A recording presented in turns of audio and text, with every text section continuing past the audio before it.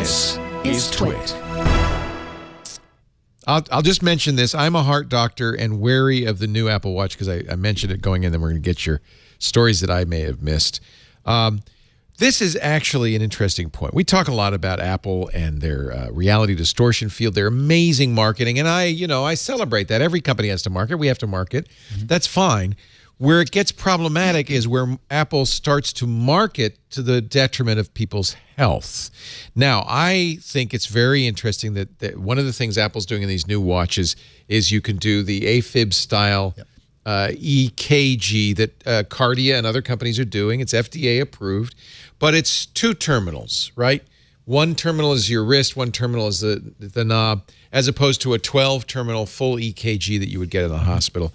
That means it is not as accurate, but more importantly, this physician, he's writing on Medium, Dr. Joe Mandrola says, even with the 12 sensor EKGs, we get about 10% false positives.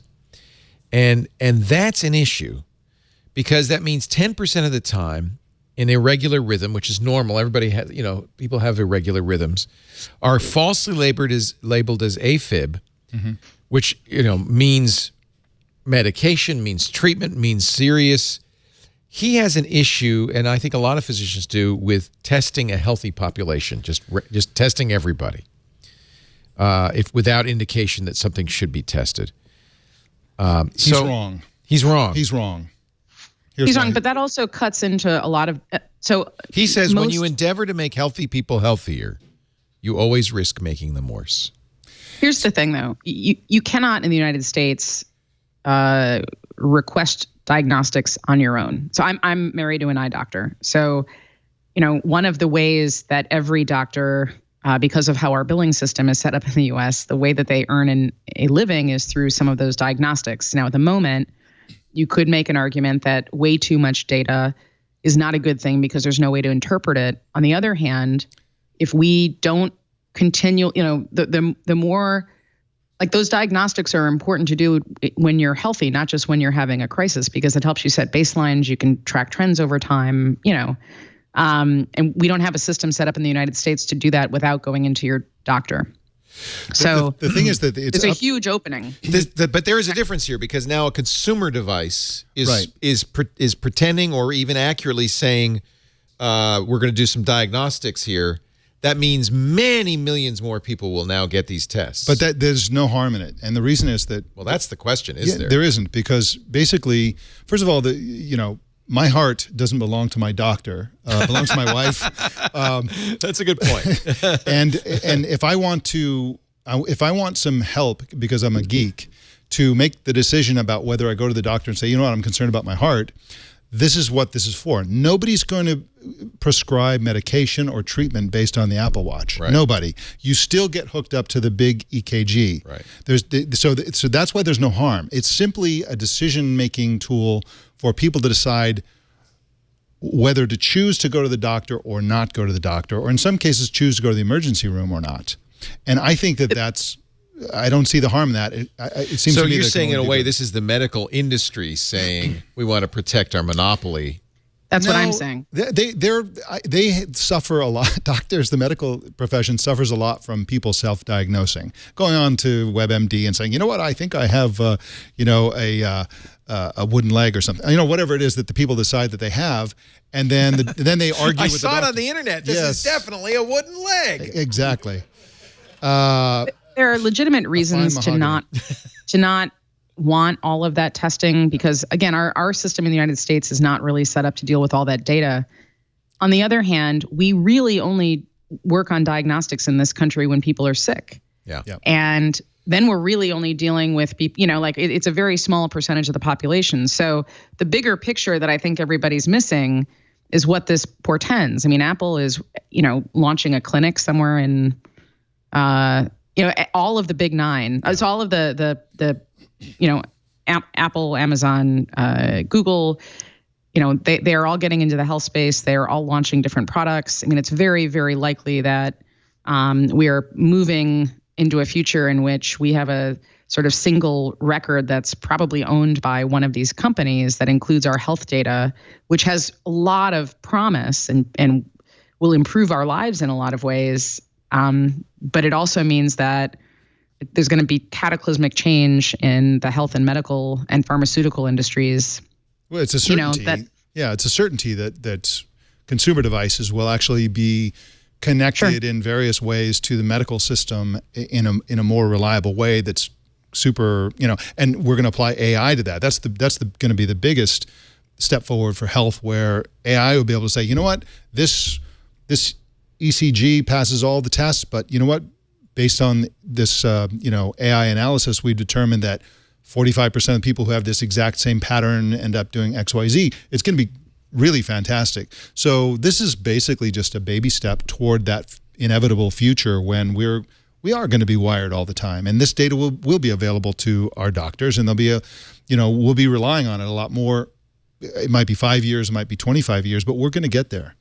Well, it's going to be closer than that. It's, we already, like all of the big companies have flooded the the Patent and Trademark Office with many, many different patents that describe hearable device, hearing devices that also collect biometrics, thin films that you would wear that also transmit information. We're quickly on our path in that direction. The real challenge is that LabCorp, Quest, we're not really set up for the innovations that are coming. The future is not evenly distributed. It's only a tiny percentage can afford or are aware of these devices. You mentioned, what is it? It's Vic Indotra's company, right? What is it? Cardia. Yeah, Cardia. Kardia. You could go out in Petaluma and accost people on the street and ask them if they've ever heard of that product, and I guarantee that 99% of them have never heard of it. You know who uses one is somebody who has been diagnosed with AFib, which is Jeff Jarvis. Yep. And he went out and bought it. It's from alivecore.com, went out and bought it.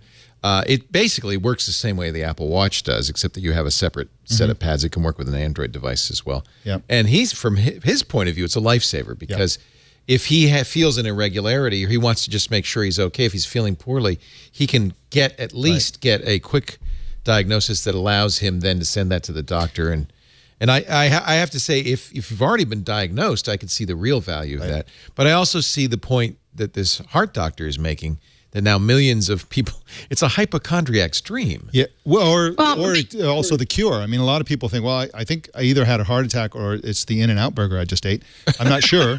And then, it can... If I could just ask Siri. Yeah, exactly. Yeah. By the way, I am pissed off, and I don't know if this is true or not, but the NFL, I was watching the Niners game this morning, and the NFL ran an ad that said, hey, Shlomo, what are the scores in the NFL today? And my home hub pod went off and talked for 5 minutes about the scores, and I was miffed. That should be illegal. Yeah. Wow. I thought that they weren't doing. I thought that was an FCC. It should be. Here, we have diagnostic devices in our homes that at one point were just as controversial as the Apple Watch. Thermometers. That's a good point. Thermometers first came out, I bet you're right. I bet when the thermometer first came out, doctors said people should not be able to find out what their temperature is. It's just going to cause more calls. No, but it was the same. I mean, obviously not at that point, but it was the same sentiment. So what we're butting up here against is change that puts that empowers the masses and takes away some of the purview of a small group of people, previously who were the only ones allowed to get and gather that information. So it's just, we're in another period of transition. But every, like we can certainly talk about the watch and about AFib and everything else, but this is a tiny sliver. I mean, every company now is working on a suite of products, including Apple. The watch is just a tiny piece of it. Yeah. As a journalist, I want a device that measures the caffeine content in my bloodstream, so I know. I better have another shot. I can't talk about it yet, but I think soon I'll be able to talk about this ring, which I wore on the whole trip, that does do a lot of diagnostic stuff. You used a word. I like this word. Did you coin the word hearable? I think I did, but hearable or earable? Hearable. It's not a wearable. I say hearable. Hearable. No, this is which is a something that you wearable put in in your the ear. ear. Yeah. Yeah. I Which like that. The ones that I've got right now respond. So I've got a very awesome set of wireless Bluetooth headphones that respond to gesture, touch, and speech. So I can, but everything that I've seen that's coming also collects your biometric data for transmission to something like a health kit or right. Google's Calico. Lobe whatever. top computing. This goes to HealthKit, but also this is interesting. I haven't seen this before. It's a two-way street. It takes from HealthKit as well. So I can't talk about it yet because the guy who's selling these, who created this, said we're not ready yet. But I'll be doing a review. But it gives you it says my readiness is low. Thank you. What, the show? Ready for what? Readiness low. Ready for everything. Yeah. What are you not ready for? Anything.